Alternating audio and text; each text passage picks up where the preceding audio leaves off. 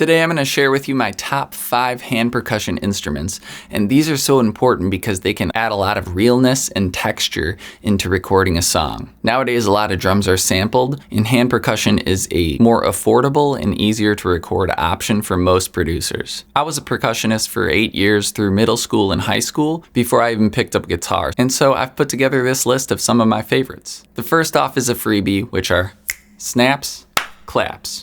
You can change the tone of your hand depending where you hit it. You can move closer or further away from the microphone. Number 2, I'm torn between shakers and tambourines, so I'm gonna start with shakers. This is my favorite shaker. It's a metal shaker. So that's my favorite shaker right there. I found this shaker too, and it's like a little mini cajon. And I love the way that this one sounds, this actual looking one, because there's 2 different types. There's a thinner sounding one. This one's got thicker beads in it.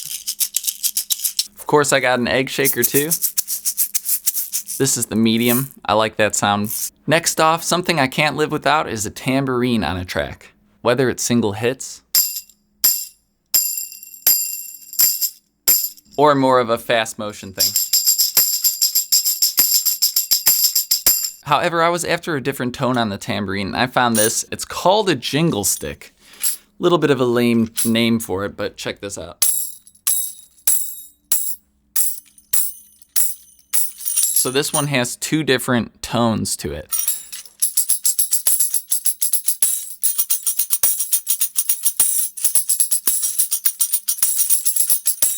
So yeah, I love this thing. It also has like a top grit area.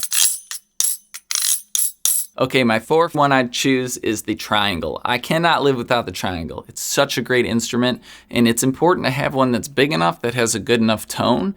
Try to find something that's a decent size with a good striker. The links for everything I have here will be in the description as well, so if you'd like to purchase it, it helps support my channel if you use my links.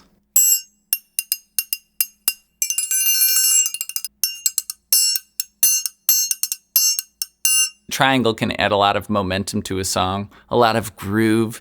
That's what all these things are about. It's about driving a song along. Then for my 5th choice, I gotta say I need more cowbell. This thing is not fancy. I don't even know. I think my grandma gave me this from some kit, but you just gotta find yourself a cowbell.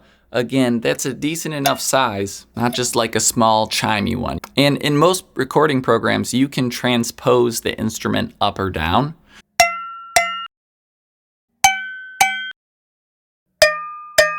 So if you have a cowbell and you think it's too low sounding or too high sounding, you can usually transpose it up or down too. And sometimes I'll tune my triangle or my cowbell to the song.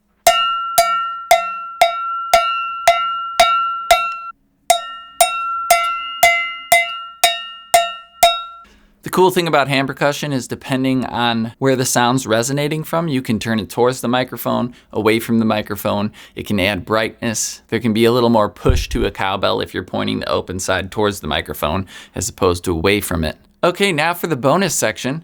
I freaking love these finger cymbals. This one as well, I wanted to make the list. We got a clave. Always gotta cup your hand underneath the clave because this is the resonance chamber. You wanna touch it as lightly as you can so you don't block off any of the tone. There's absolutely no replacement to real sleigh bells.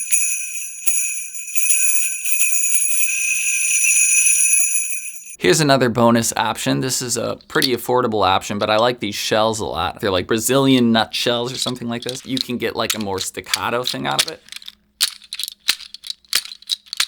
Or you could have a more open sound. And then the last bonus percussion option I chose is the rain stick. I absolutely love this for a section of a song where, say it's just jamming, or it's a breakdown, or it's an intro or an outro, and you just want some